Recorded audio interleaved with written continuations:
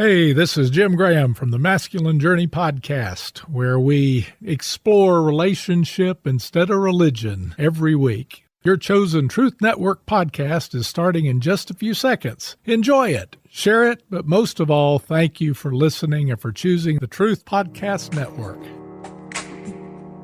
Welcome to Truth Talk Live. All right, let's talk. The truth is, I can't hide it, I can't hold it no more. A daily program powered by the Truth Network. This is kind of a great thing, and I'll tell you why. Where pop culture, current events, and theology all come together. Speak Your mind. And now, here's today's Truth Talk Live host. Welcome in, and Joey Hudson in with you today, sitting in for my friend Stu Epperson on Truth Talk Live. What a pleasure it is to be back with you. I'm from upstate South Carolina, where I hosted the Morning Answer for many years there. So if you're listening on the Truth Network on 96.9 in upstate South Carolina, which is the newest addition to the Truth Network, good to spend the afternoon with you. And if this is our first time to meet, it's great to spend a beautiful Tuesday afternoon with you. Let me invite you to join the conversation. 866-34-TRUTH, 866-348-7884. Also, I welcome your emails. You can send those directly to me, joey@joeyhudson.com. And you can also text me directly, too. Just send your text messages to me at 864-477-JOEY. I hope I did not thoroughly confuse you with all those numbers. Hope you'll join the conversation today. Let's jump right in it, as there's a lot of news happening today. Let's do a quick news rundown. Former President Donald Trump talked with reporters outside of the courtroom, condemning Judge Juan Merchan as a highly conflicted judge, he said. Trump complained about the gag order imposed on him, which was a primary topic during today's court proceedings. The former president is accused of violating the gag order 11 times. And at $1,000 apiece, that's $11,000 that they're potentially going to fine Donald Trump. He said in a statement, "I'm not allowed to talk, but people are allowed to talk about me."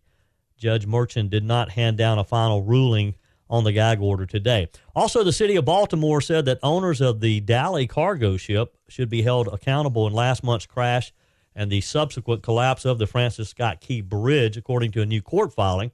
The crash left 6 people dead who were working on the bridge at the time of the collapse.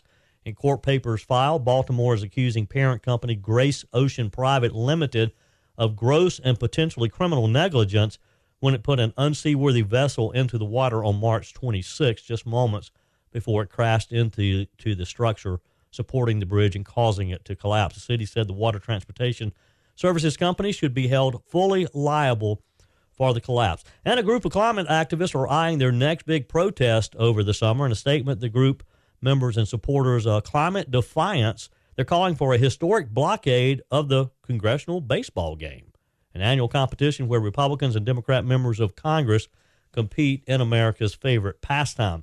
In their statement, they said, "We, society, humanity, are careening into an abyss. The decisions we make now will reverberate not for centuries, but for millennia. If we do not act now, boldly and swiftly, millions will die from storms and from starvation," Climate Defiance said in an email to supporters, saying that the entire world faces imminent catastrophe and claiming that Congress has the power to save millions, if not billions, of lives. The 2024 congressional baseball game is scheduled for 5 p.m. in Nationals Park in Washington, D.C. on June the 12th. Later in the hour, we're going to talk about church services on Sunday. Did you go? Or did you stay home and watch it online maybe? Maybe you watched a stream of your church service. Has your church attendance changed since COVID? A recent Gallup poll digs into the numbers and suggests that Americans have changed their church attendance plans. We're going to jump into that later in the hour. Breaking in New York City today, a group called the NYU Palestine Solidarity Coalition led New York University students to walk out of classes this afternoon following some violent anti-Israel protests that unfolded there last night. Students and others gathered in Washington Square Park in Manhattan to, quote, reflect, debrief, and strategize, according to a group spokesperson. Anti-Israel protests at New York University's campus turned violent last night when demonstrators started throwing bottles at police officers who were sent to the scene to try to disperse the large and unruly crowd. NYPD sources confirmed that 133 demonstrators were arrested by police using zip ties and flex cuffs to remove the protesters from campus. They were taken on a bus to police headquarters where they were charged with trespassing. Let's talk about this for a moment. And I know this has been a topic that's been in the news, and I know Stu has, and you guys have talked about this a lot in recent days. But as Christians, how should we be responding to these demonstrations? It's easy to quickly condemn their actions, but let's have a real discussion today about what we can do, how we should respond to some of these radical groups who are taking over college campuses. And they're literally taking over these campuses. I heard in the promo leading into today's show, Stu talking about some of these groups chanting, death to America, death to Israel. The NYU Palestinian Solidarity Coalition said in an Instagram post that NYU students in their group set up a Gaza Solidarity encampment on Monday. The group is demanding to, quote, end all war profiting and investment in genocide. They're calling for a complete academic boycott of Israel, the removal of NYPD on campus, and that NYU must protect free speech on campus and provide full amnesty to all students and faculty penalized for their pro-Palestinian activism. Is there a limit to free speech? Should we allow, or better put, should these students, these radicals, be allowed to, first off, close down campuses, because that's what they're doing at Columbia University yesterday.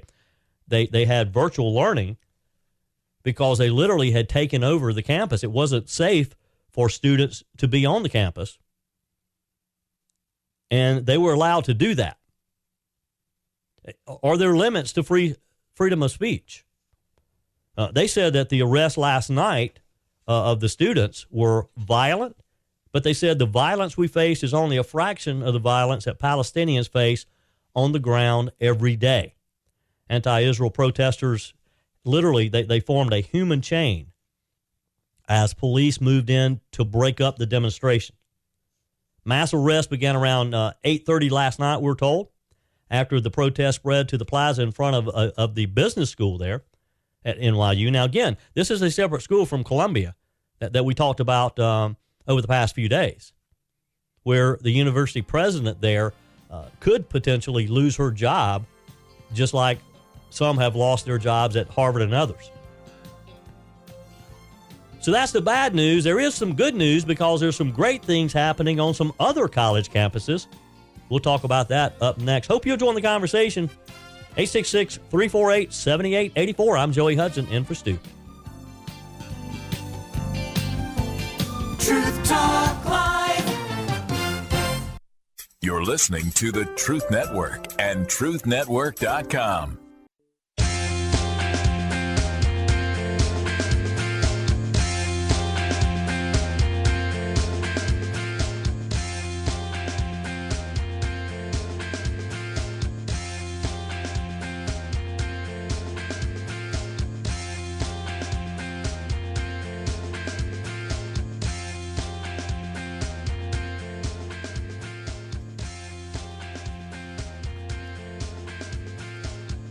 As we continue today's edition of Truth Talk Live, I'm Joey Hudson, in for Stu Epperson.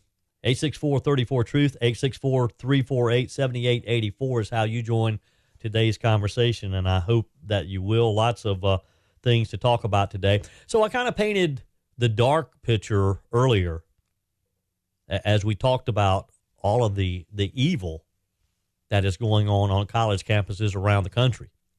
And there is a lot of evil. When you see, when you turn on the TV and you see the headlines and you see the images of students burning flags, of students yelling and screaming obscenities, of them calling for the death of America, the death of Israel, it's a bit concerning, isn't it? But let me take a moment and talk with you about some of the good things that are happening on campuses around the country. because you don't always see these. These don't make the headlines on all the major news networks. What about the campuses that, for example, have hundreds and thousands of students being led to Jesus Christ? Have you seen those headlines? Maybe not so much, right? But they're out there. For example, according to an article in Belief on Belief.net, 1 year after the remarkable 16-day nonstop worship service at Asbury University, remember that last year? An outpouring still appears to be striking various schools and student bodies across America, according to the article. For example, well-known ministry leader Jenny Allen and others recently baptized hundreds of University of Georgia students. And get this, instead of immersions in traditional baptismal pools, many of the students profess their faith in the back of pickup trucks outside of a fraternity house. It's kind of an unusual setting for baptisms, isn't it? Online videos show large crowds of students gathered around these trucks, watching their classmates openly embracing Christ. Allen wrote in an Instagram caption, quote, "Insane night at the University of Georgia. Once again, he is moving." Now, this occurred after a stadium packed full of Georgia students who had attended church services.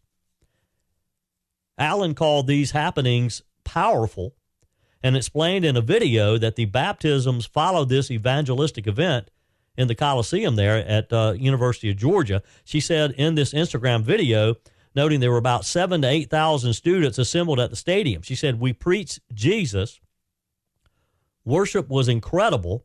And so we're preaching Jesus, confessing sin, all these students, and it's just so beautiful," she said.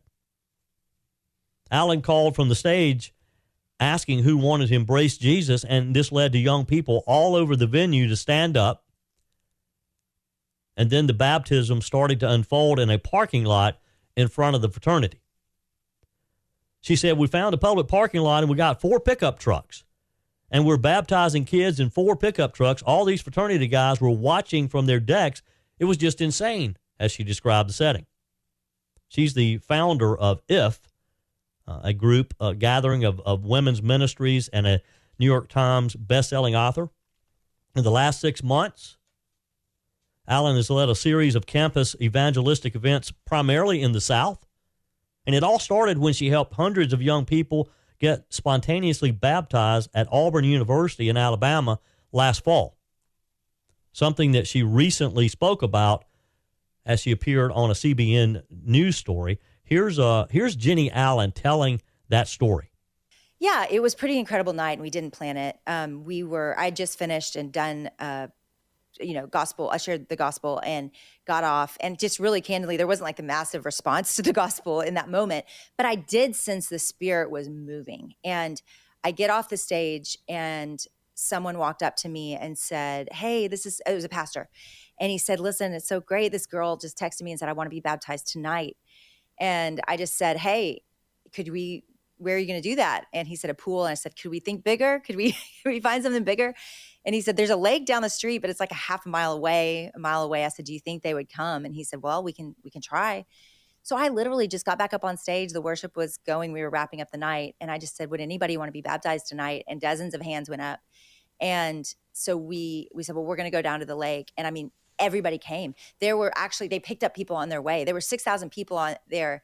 And I mean, it was just wrapping the entire lake. And it's a pretty big lake, 3-4 rows deep. It was wild. And they stayed. We were there till almost midnight before we just said, "Hey, we're going to call it." But I mean, it was amazing. And hearing the kids, like every single kid said something different. But one of the things they said consistently was, we would ask them, why are you here? Why do you want to do this? And just make sure they understood the gospel before we did this.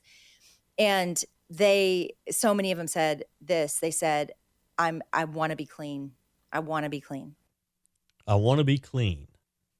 Wow. Now, that's the type of story that should be making the headlines, that should be plastered all over our TVs if we sit down and watch the network news tonight, right? Rather than the stories of these kids on the college campuses literally taking over the campus, causing other students not to be able to attend classes, calling for the death of America, calling for the death of Israel.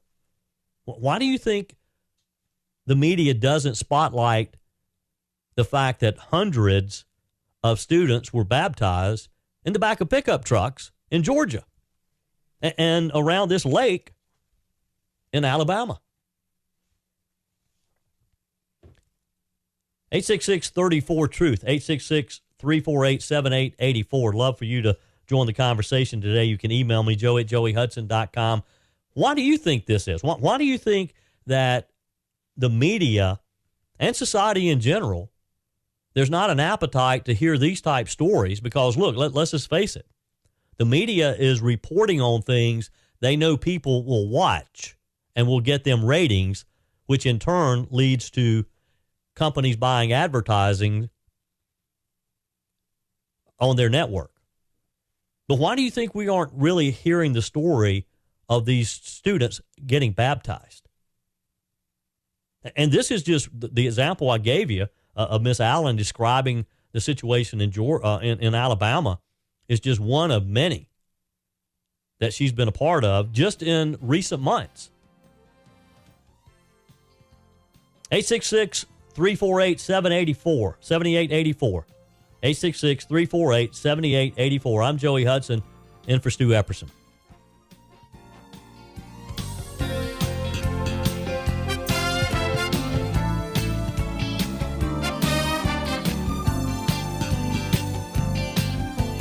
Truth Talk Live. You're listening to the Truth Network and truthnetwork.com.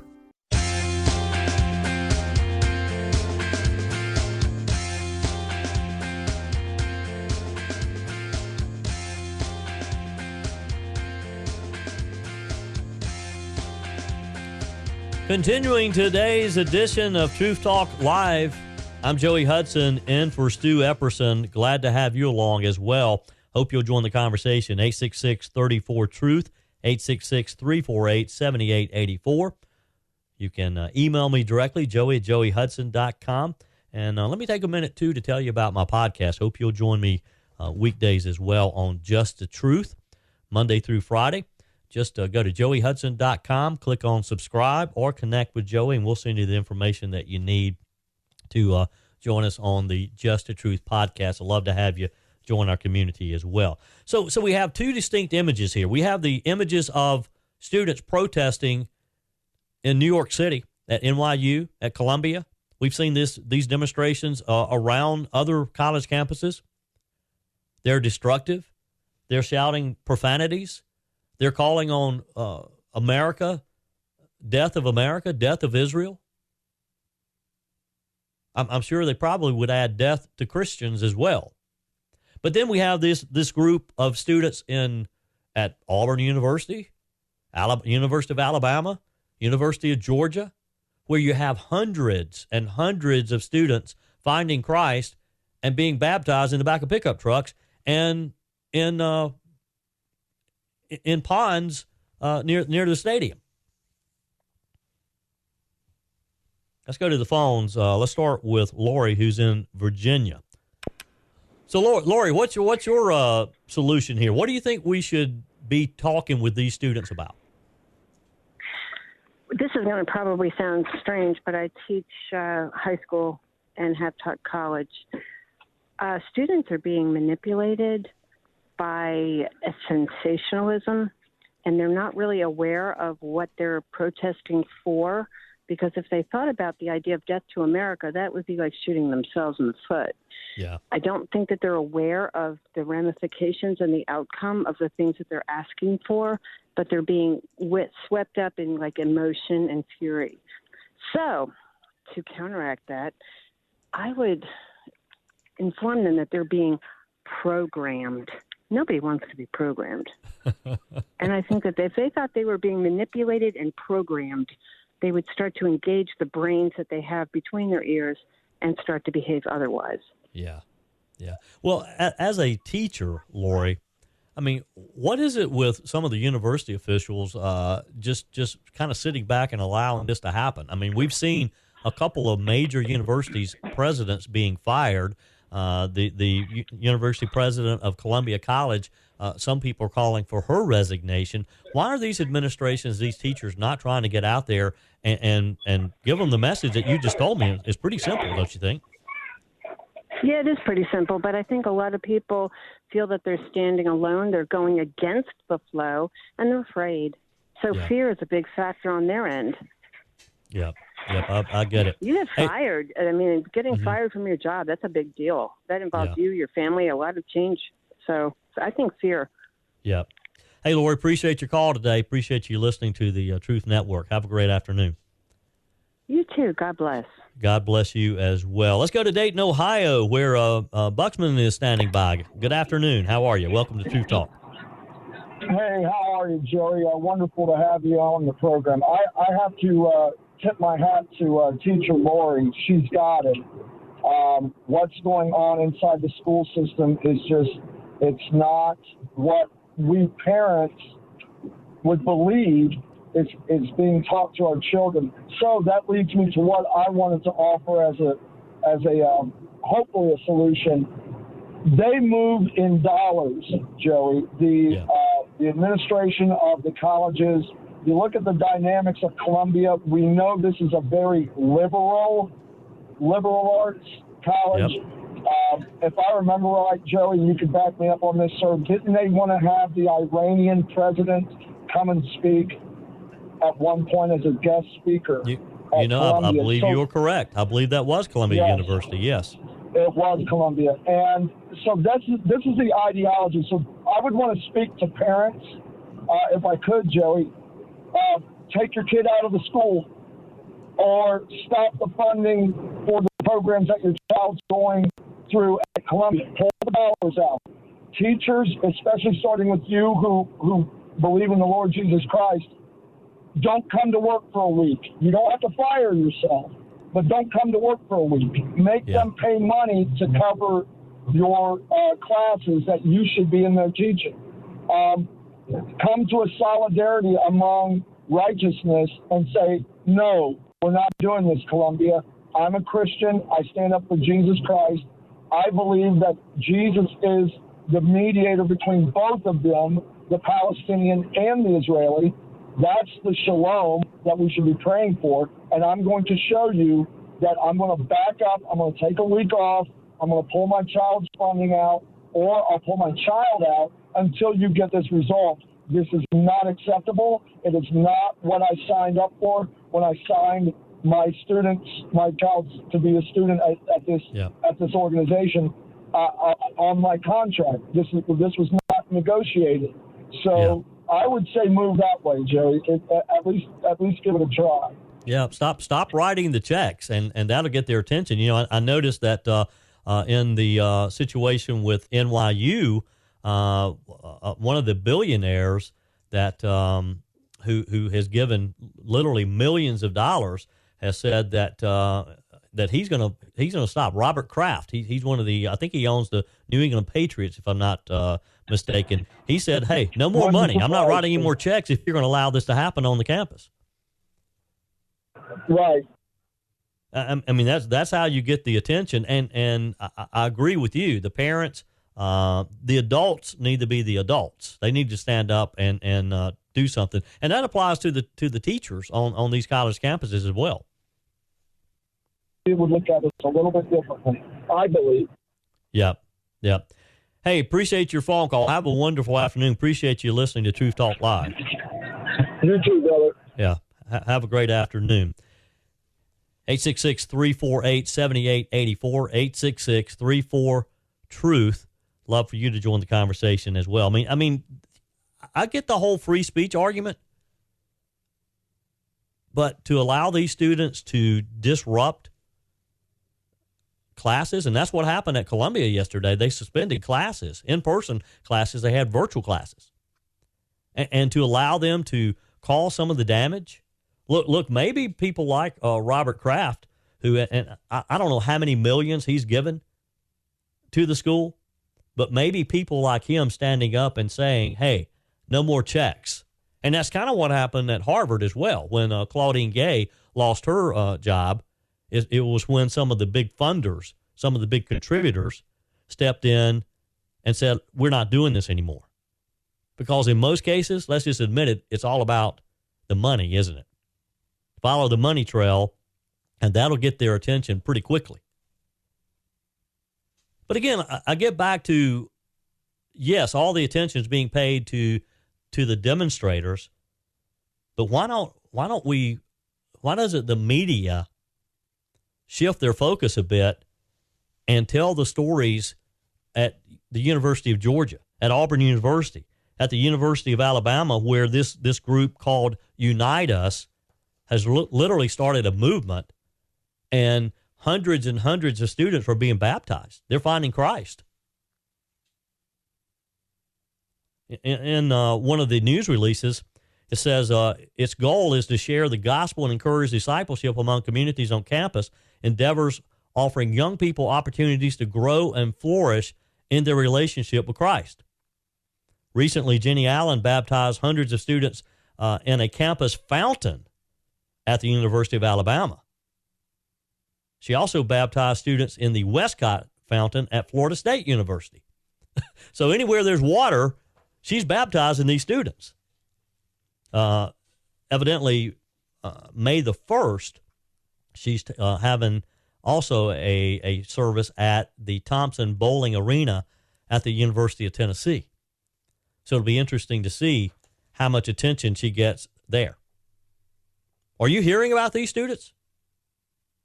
They're not making the headlines, are they? Because it's not, it doesn't make for good headlines to hear about hundreds of students being baptized. They'd rather cover these protesters who are shouting anti-American messages, anti-Israel messages, than to put these students who are finding Christ on their college campuses, putting them in the headlines. 866-348-7884, 866-348-7884. Love to hear from you. Love for you to join the conversation on this Tuesday edition of Truth Talk. I'm Joey Hudson, sitting in for my friend Stu Epperson.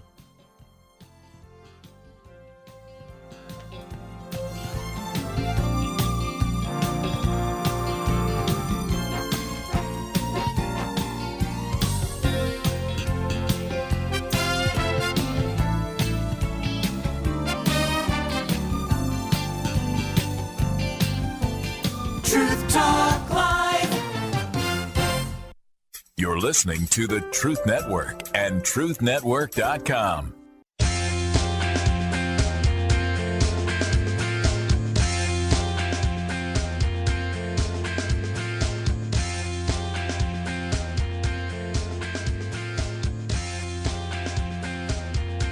Joey Hudson in for my friend Stu Epperson on this beautiful Tuesday afternoon.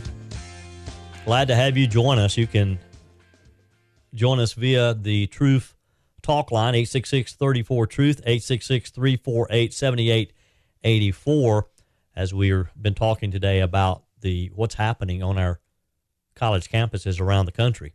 There's a real contrast here between what's happening in New York City, for example, at Columbia University, at NYU, where students are demonstrating, calling for the death of America, calling for the death of Israel.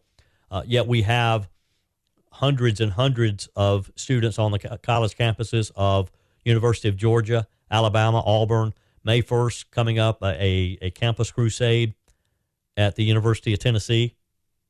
Hundreds of students finding Christ, being baptized in ponds, in fountains, in the back of pickup trucks. Let's go back to the phones. Mike is in Dayton, Ohio. Welcome, Mike.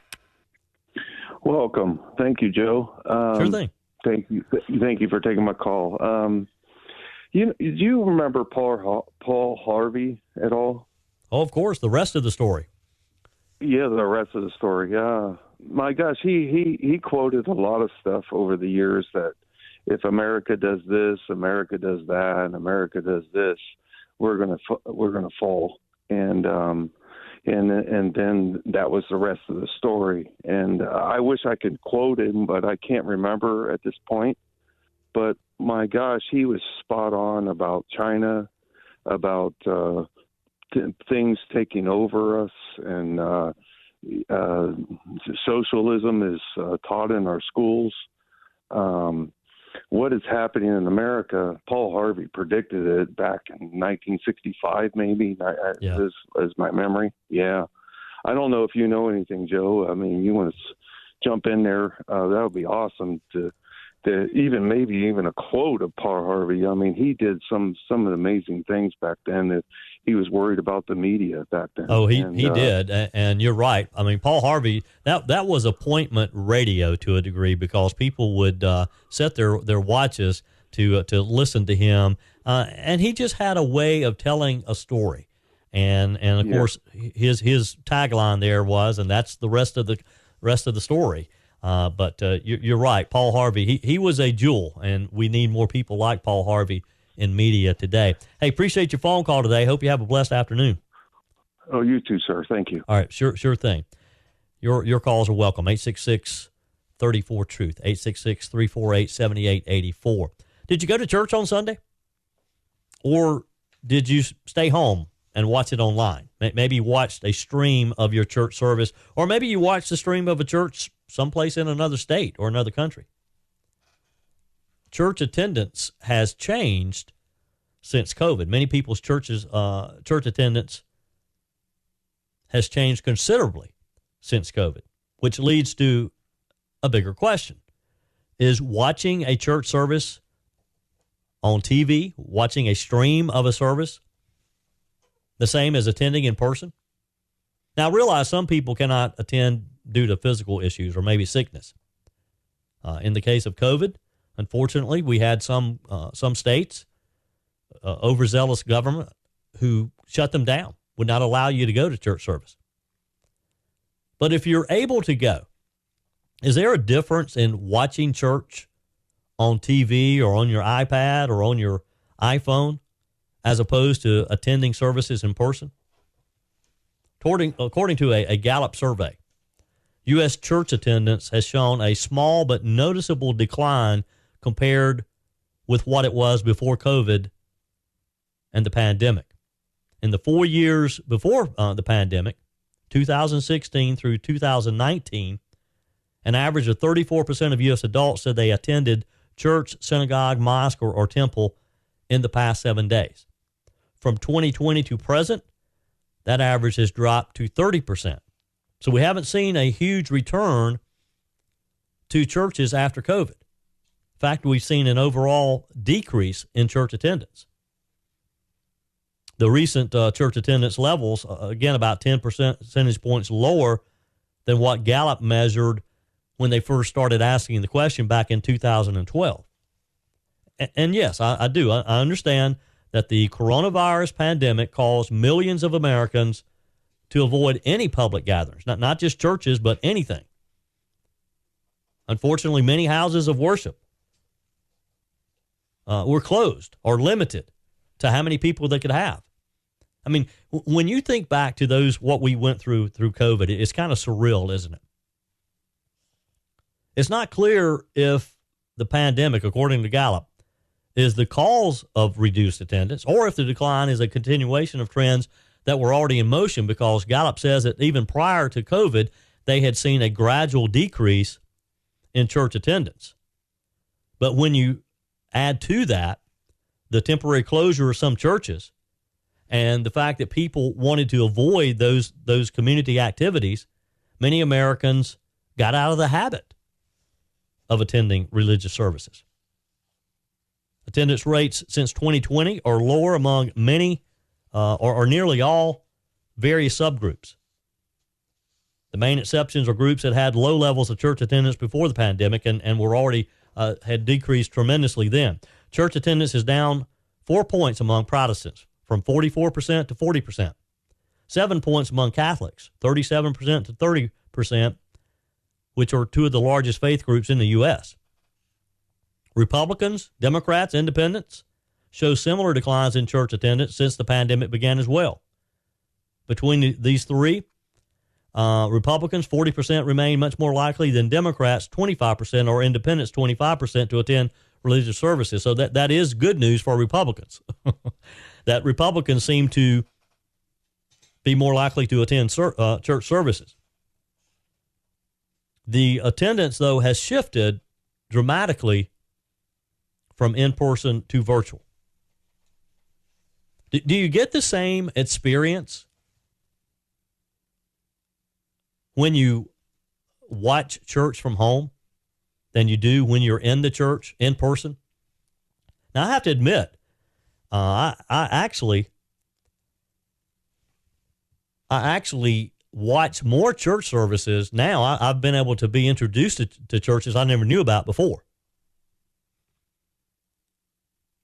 Pastors that I'd never heard of because I've been seeking them out on YouTube and other places.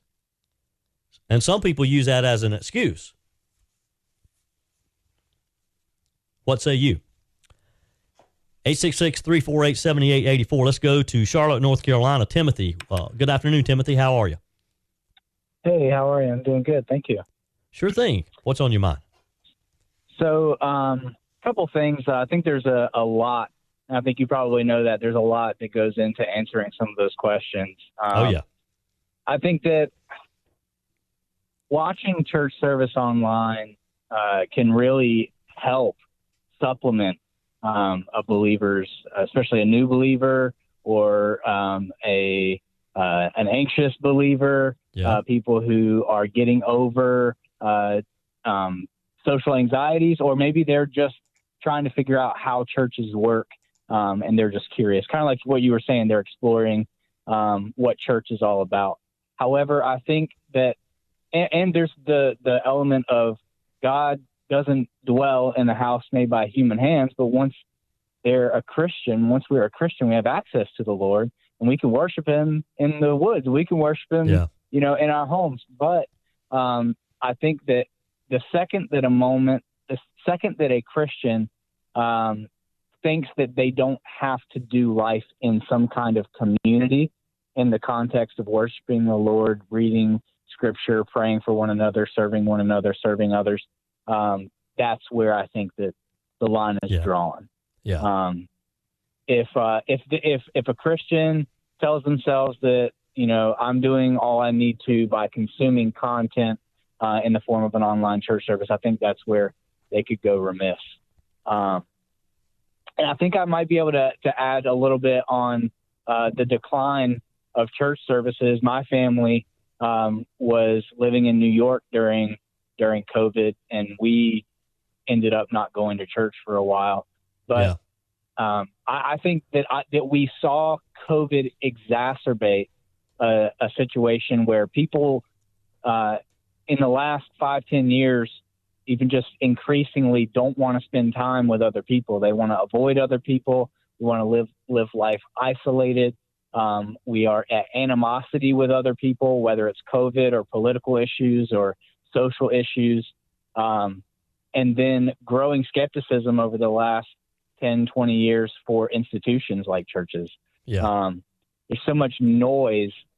And then all of this, we're all sinners. And the second that we get out of church and we get out of community, we get out of accountability, and we're in our sin, and then we just find ways to justify it. The world says we're justified. Yeah. And I think it's not the large portion of Christians, but I do think that a lot of those things contribute heavily to that situation.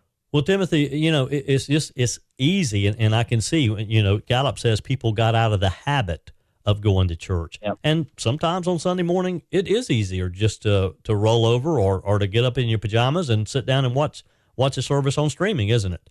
But if I'm understanding you, you're saying that that's fine, but it shouldn't take the place of an in-person community. Never. Yeah. And it's a difference between me consuming the word, consuming worship, or me knowing that there's another believer at church that I need encouragement from, that I need to encourage. There's a a new person that I need to greet. Gotcha. Hey, Timothy, we're out of time. Appreciate you joining me. Hey, I enjoyed my time with you today. Joey Hudson, find me on joeyhudson.com. Stu Epperson back tomorrow. Truth Talk Live. Another program powered by the Truth Network.